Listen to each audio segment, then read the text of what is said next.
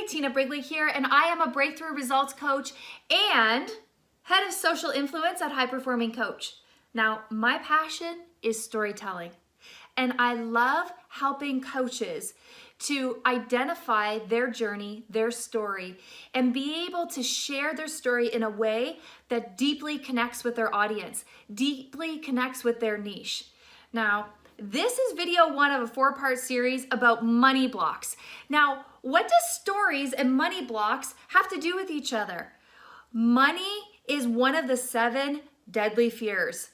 People that have money, fear money. People that don't have money, fear money. And everybody in between fears money. Yet, because it's a story playing in the background, we're not always aware of what that is. Now, I know that 20% of coaches are actually making money in their business. I also know that 80% of coaches are making less than $20,000 a year. And the only reason why is because they have beliefs that are limiting them. Beliefs about themselves, beliefs about their business, and beliefs about money. Now, if you're willing to transform this, it will make the difference in your business. If you're willing to flesh out what's there and realize that all that stuff that you've learned through your whole life and all those programming about what money is to you, if you're willing to recognize it as just something that you've adopted and you're willing to let go, you will have a powerful breakthrough. So in video 1, I want to speak to the procrastinators out there. Are you a coach that is a self-proclaimed procrastinator? Do you wait until the last minute to do things, or sometimes you don't even get things done because you procrastinate? Now listen, it's not your fault. And you're probably not aware of why you're procrastinating. And I know all about procrastinating because I was a procrastinator. Now, I didn't look like a procrastinator though, because I was really busy. I was busy taking actions that didn't move the needle in my business, that weren't generating revenue. But in my mind, I thought I was really growing my business. I thought I was taking all the right actions, but I was really procrastinating. But why?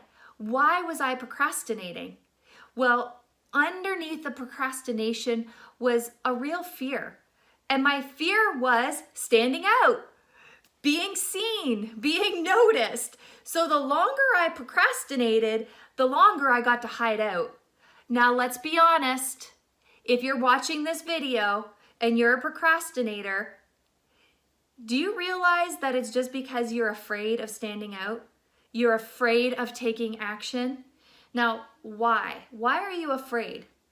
I know for me, Yes, I was afraid of standing out. Yes, I was afraid of being seen. But underneath all of that was a fear of being responsible for growing my business. Because if I was being responsible in my business, that means I'd have to take some really uncomfortable actions. I would have to make a big impact. I would have to make a loud noise for the world to hear me and to see me. And to me, that was frightening. So frightening that I just didn't grow my business. And so 4 years ago, when I decided to leave teaching to become an entrepreneur, I spun my wheels for 3 years. And the trigger for me, when I knew that I was afraid and I really got really clear about my procrastination, is when I went on vacation with my family. So I went to Washington, D.C., and my daughters were driving me crazy. They wanted to go to Starbucks. And so we walked into Starbucks, and there was a barista behind the counter, and we walked in, and she said, "Hello, welcome to Starbucks. I'm so happy that you're here today. What can I get for you?" She was the most pleasant person I ever had encountered in a Starbucks or Tim Hortons or anything. And I was just like blown away by her customer service. And so I said to her, "Listen, I want to give you a testimonial. I want to write you a review. I want to share with the world how amazing you were today. How can I find you?" And she said, "Just look me up on Facebook." So I was looking her up. I couldn't find her. And I said, "Here, look me up and friend me and then send me your information." So that I said to her, "My name's Tina Marie Brigley. And she stopped and she looked up and she said, "Oh my gosh, Tina, I follow you on social media. You're my angel. I love what you have to say." And in that moment, you would think that I would have been a little bit happy or excited or feel honored. And immediately I felt terrified. Because in my mind, somebody from Washington, D.C. noticed me. Somebody outside of my community noticed me. And that to me was scary. And in that moment, I realized that this belief that was playing in the background was, I was afraid of being a tall poppy. Now, do you know what a tall poppy is? Do you know what tall poppy syndrome is? It's this cultural phenomenon that people who value themselves highly, they get mocked and mimicked, and people want to cut them down. And I didn't really realize what tall poppy was until I started doing some research about these fears of being seen and being noticed. And I realized I was afraid to be that person because I didn't want to be judged by others. I didn't want others to think that I was special or significant, and this is why. I didn't believe that who I was special or significant. Now, maybe you're sitting there and you don't believe that you're special or significant and what you have to offer doesn't matter. And I'm saying that that is just not the truth. This is the reality. You are unique, and what you have to offer your clients is unique. But this is how it's going to show up if you don't flesh this out. When it comes to the money conversation, you are going to start backpedaling on your fees. You'll offer discounts when people think that it's too much money. You might even find yourself in a situation where you'll start trading services.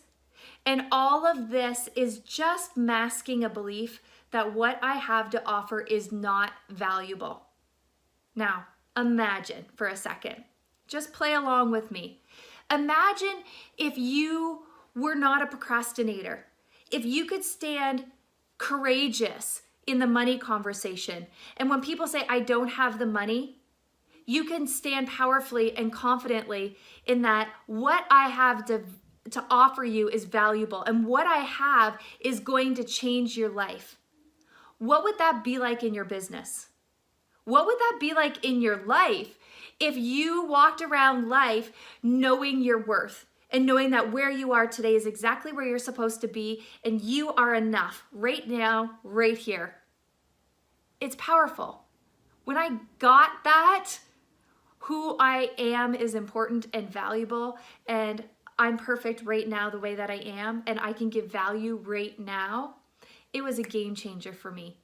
That glass ceiling, I got to just push the wall up and open and stand strong and stand confidently and powerfully.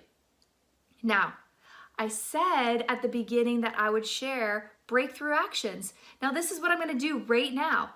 If you are a procrastinator, if you have a fear of standing out, if you have beliefs that stop you from having this money conversation, you can do 3 things. 1, you get to be confident when it comes to discussing your fees. Let your value be your high standard. Let your value reflect in the money that you are charging your clients, your fees.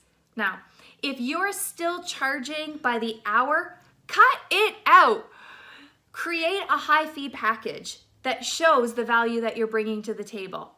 Now, the other thing that you can do is discuss fees in every single conversation. Don't step over it. And the more conversations you have, the better. If you can have 20 conversations a week talking about money, by the end of the week, by the end of 2 weeks, 3 weeks, 4 weeks, 2 months, a year, this is not going to be uncomfortable anymore. It's just going to be the way that you do things. But you have to embrace the discomfort. You have to be willing to stand tall and to stand out and own your value. Now, if you got value from this video, if you had an aha or an insight, leave a comment below. Let us know what you think. And if you know a coach that you think might get value from this video, share it with them. Let them know who we are. And if you want to follow us on our Facebook page, do that too. All the links are going to be in the comments below. And thank you for being here. Thank you for watching the video.